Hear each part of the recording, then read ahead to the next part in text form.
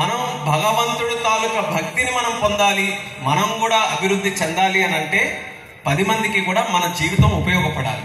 మనం కూడా సేవా తత్పరంతో ముందుకు నడవాలి. ఇదే బాబా గారు ఎప్పుడు కూడా అందరికీ ఎంతో ప్రేమతో చెప్తున్నటువంటి మాట. నాకు కూడా అదృష్టంగా మొన్ననే 3 రోజుల క్రితం పుట్టపర్తి వెళ్ళాను. ప్రధానమంత్రి గారు మోదీ గారు వచ్చేస్తే నాకు కూడా మంచి అవకాశం వచ్చింది. ఎంతో సరదాగా అక్కడ సచిన్ టెండూల్కర్ గారు కూడా వస్తే ఆయన పక్కనే కూర్చొని బాబా గారి తాలూకు ఆశీస్సులు పొందే బృహత్కరమైన అవకాశం వచ్చింది. నేను ఈరోజు ఒక కేంద్ర మంత్రిగా అయ్యానంటే ఒకటి మీ అందరి ఆశీస్సులు ఉన్నాయి, ఎర్రనాయుడు గారి ఆశీస్సులు ఉన్నాయి. వాటన్నిటికీ మించి బాబా గారి ఆశీస్సులు కూడా ఉన్నందుకే ఈరోజు అంత పెద్ద స్థానంలో మనం కూర్చున్నాం. అలాంటి దైవ స్వరూపం అయినటువంటి బాబా గారి తాలూకు ఆశీస్సులు లేకపోతే ఇవన్నీ జరగవు. అందుకనే ఒక సందర్భంలో దారి పొడవునా వెళ్తుంటే ఆ పల్లకి మోసే అవకాశం కూడా నాకు వచ్చింది. ఆ రాత్రి పూట ఎక్కడో మేము ఇచ్చాపురం నుంచి వస్తున్నాం. ఆ టైంకి వస్తే బాబా గారే స్వాగతం పలికినట్టు ఆ పల్లకిలో వెళ్తుంటే ఎంతో ఆనందం అనిపించి దిగి ఆ పల్లకి కూడా మోసే అదృష్టం నాకు కలిగింది. అలాగే ఈరోజు జన్మదినం నాడు ఉపరాష్ట్రపతి గారు కూడా మనకి పుట్టపర్తి వెళ్ళారు. మన ముఖ్యమంత్రి గారు కూడా అక్కడికి వెళ్ళారు. పెద్ద పెద్ద వ్యక్తులు అందరూ కూడా హాజరయ్యారు. వాస్తవానికి ప్రోటోకాల్ ప్రకారం నేను అక్కడే ఉండాలి. మరి మన కూడా ఇక్కడ పుట్టపర్తి లాగే మీరందరూ కూడా ఉన్నారు, అక్కడికే వెళ్ళాలా? బాబా భక్తులు మన దగ్గర కూడా ఉన్నారు, మన శ్రీకాకుళం వెళ్దాం, మీ అందరితో పాటు ఈ కార్యక్రమాల్లో పాల్గొనదామని ఈరోజు ఇక్కడికి విచ్చేశాను. చాలా ఆనందం అనిపించింది, చాలా తృప్తిగా ఉంది. నాకు ఎప్పుడు కూడా ఒక బాధ ఉండేది, పుట్టపర్తి వెళ్ళలేదు అనేది ఒకటి. పోనీ పుట్టపర్తి వెళ్తున్నాం అని అంటే బాబా గారిని స్వయంగా ప్రత్యక్షంగా చూడలేకపోతున్నామన్న బాధ. కానీ అక్కడికి వెళ్ళిన తర్వాత అనిపించింది ప్రతి ఒక్కరిలో కూడా బాబా ఉన్నారు.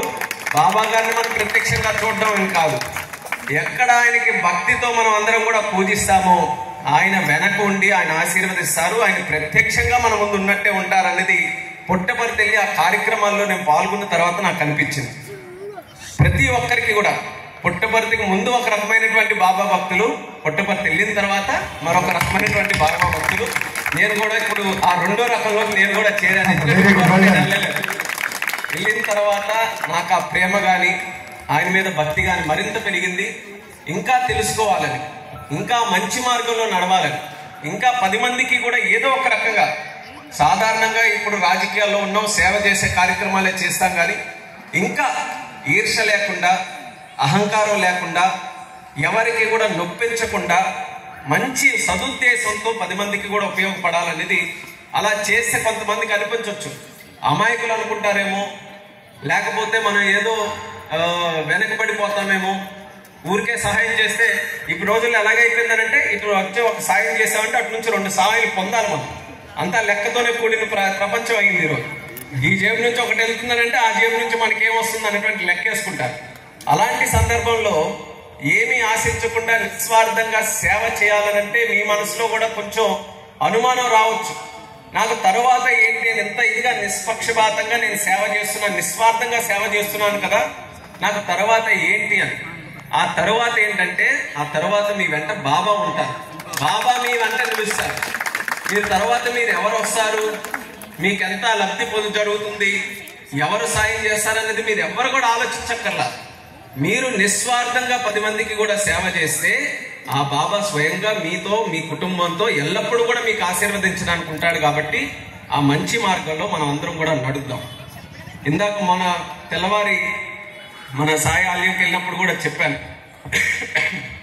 సేవ చేయాలనంటే ఒక 10 రూపాయలు ఇవ్వాల్సిన అవసరం లేదు. సేవల్లో అనేక రకాలైనటువంటి ఉన్నాయి. ఈరోజు ప్రపంచంలో అన్నిటికంటే మించినటువంటి సేవ ఒక మంచి మాట. మనం ఎవరైనా కష్టాల్లో ఉన్నప్పుడు ఓదార్చడానికి తన భుజం మీద చేసి, నేను మీతో ఉన్నాను, మీరెవరు బాధపడద్దు, మీకు ఈరోజు కష్టాలు ఉన్నాయి, ఈ కష్టాలకు కలిసి ఉండి మనం అందరం కూడా పోరాటం చేద్దాం.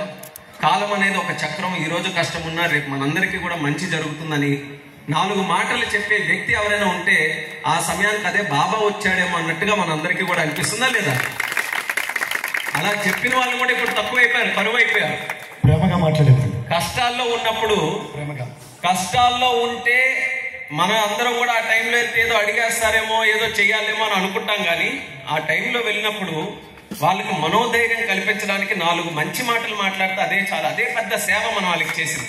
ఈరోజు కలియుగంలో అది ఒక పెద్ద సేవ. అది మనం అక్కడి నుంచే మొదలు పెడదాం, అదే అలవాటు చేసుకుందాం. ఎవరైనా కష్టాల్లో ఉన్నప్పుడు వాళ్ళందరికీ కూడా కాస్త మనోధైర్యం కల్పించే మాటలతో మనకు తోచినైనంత విధంగా, మనం అప్పుల పాలే ఎవరికి కూడా చేయక్కర్లేదు, అది కాదు బాబా చెప్తుంది.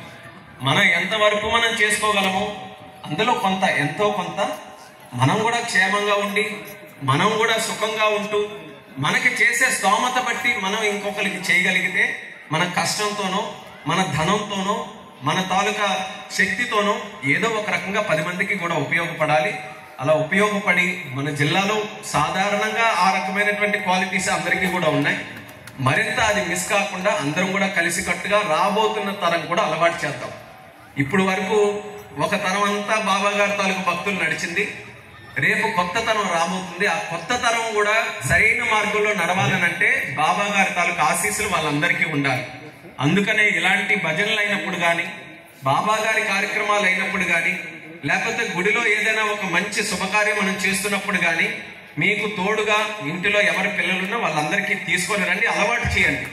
వాళ్ళకి అలవాటు చేసి వాళ్ళకి కానీ ఇది నేర్పించకపోతే, వాళ్ళు దారి తప్పితే ఆ స్ట్రెస్తో, మనోవేదనతో ఈరోజు ఈ బిజీ ప్రపంచంలో, ఫోన్ ప్రపంచంలో అందులో మునిగితే ఎక్కడ తేలుతారో ఎవరికి కూడా తెలియట్లేదు. అలాంటి ప్రపంచంలో కూడా మన తాలూకా పిల్లలు సరైన మార్గంలో నడవాలంటే ఆధ్యాత్మికత మనకందరికీ ఉండే గొప్ప శక్తి. ఆ శక్తిని మనం తెలియక వదిలేసుకుంటున్నాం చాలా వరకు. ఒక జనరేషన్ అలాగే ఈ 10 సంవత్సరాలు, గత 20 సంవత్సరాలు ఆ రకంగా కాస్త తప్పటడుగులు వేస్తూ వెళ్ళింది. కానీ మళ్ళీ మన భారతదేశంలో మన సంస్కృతి ఏంటి, మన సంపద ఏంటి, మనకున్న వేదాలేంటి, మన శక్తి ఏంటి, మన తాలూకా దేవుళ్ళు ఏంటి, వాళ్ళ తాలూకా శక్తులేంటి, ఇవన్నీ కూడా ఒక్కొక్కరు కూడా తెలుసుకొని మళ్ళీ మన తాలూకు మూలాలేంటో మనందరికీ కూడా తెలుస్తున్నాయి. ఇలాంటి సందర్భంలో మన నేటి తరానికి, కొత్త తరానికి కూడా ఇవన్నీ కూడా తెలియజేస్తే ఇంకా తిరుగు లేకుండా భారతదేశం ప్రపంచంలోనే అద్భుతమైనటువంటి శక్తిగా తయారవుతుంది. అది తయారు చేసుకోవాల్సినటువంటి బాధ్యత మనందరి మీద ఉంది. దానికోసం ప్రధానమంత్రి నరేంద్ర మోదీ గారు, పెద్దలు అందరూ కూడా తలొక చేయి వేస్తూ కృషి చేస్తున్నారు. మన భారతదేశం తాలూకా సంస్కృతిని, సంపదని మళ్ళీ మనం వెలికి తీయాలి. అదే రకంగా మనం కూడా మన పిల్లలకి మాత్రం ఖచ్చితంగా ఇవన్నీ అలవాటు చేయాలని ఈ సందర్భంగా తెలియజేసుకుంటూ, చాలా ఆనందంగా ఉంది మీ అందరితో పాటు ఈ కార్యక్రమంలో పాల్గొనడం. మన ముఖ్యమంత్రి చంద్రబాబు నాయుడు గారు కూడా ఈ కార్యక్రమాన్ని అధికారిక కార్యక్రమంగా చేయాలని ఒక నిర్ణయం తీసుకొని రాష్ట్రం అంతా కూడా పండగలని, ప్రభుత్వం కూడా ఇందులో పాల్గొని ఒక పండగలా చేసింది. అలాగే చంద్రబాబు నాయుడు గారు గత 4 రోజుల్లో 3 రోజులు పుట్టపర్తిలోనే ఉన్నారు. ప్రధానమంత్రి గారు వచ్చారని, రాష్ట్రపతి గారు వచ్చారని, ఉపరాష్ట్రపతి గారు వచ్చారని అక్కడే ఉండి ప్రతి ఒక్క కార్యక్రమం సొంత కార్యక్రమంలో భావించి చంద్రబాబు నాయుడు గారు చేశారు.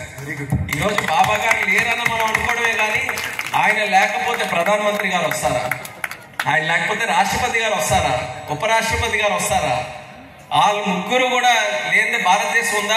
భారతదేశంలో అతి పెద్ద వ్యక్తులు ఈ రోజు ఎవరైనా ఉన్నారంటే number 1 president, number 2 prime minister, number 3 vice president. ఆ ముగ్గురు కూడా బాబా చెంతకే వచ్చారు ఈ 3 రోజుల్లో కూడా, ఈ 100 సంవత్సరాల వేడుకల్లో.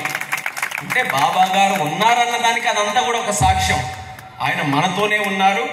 ఆయన సిద్ధాంతాలు, ఆయన ప్రవచనాలు, ఆయన ఆచరణలు, ఆయన తాలూకా సందేశం ఇవన్నీ కూడా మన చుట్టూనే ఉన్నాయి, మన కోసమే ఉన్నాయి. ఆచరించడం మనందరి తాలూకా బాధ్యత. Love all, serve all, help ever, hurt never. ఇంత చక్కనైన సందేశం మన బాబా గారు మనందరికీ కూడా ఇచ్చెళ్ళారు. ఆయన తాలూకా సేవ ఎప్పుడు కూడా ఆయన మాటల్లోనే కాదు, చేతల్లో కూడా చూపించారు. సేవ చేయడం అనేది కూడా ఏమో తెలియదేమో ఎవరికైనా, అది కూడా చేసి చూపిద్దామని ఎడారి లాంటి ఆయన పుట్టిన పుట్టపర్తి ప్రాంతంలోనే అక్కడే ప్రశాంతి నిలయం పెట్టారు.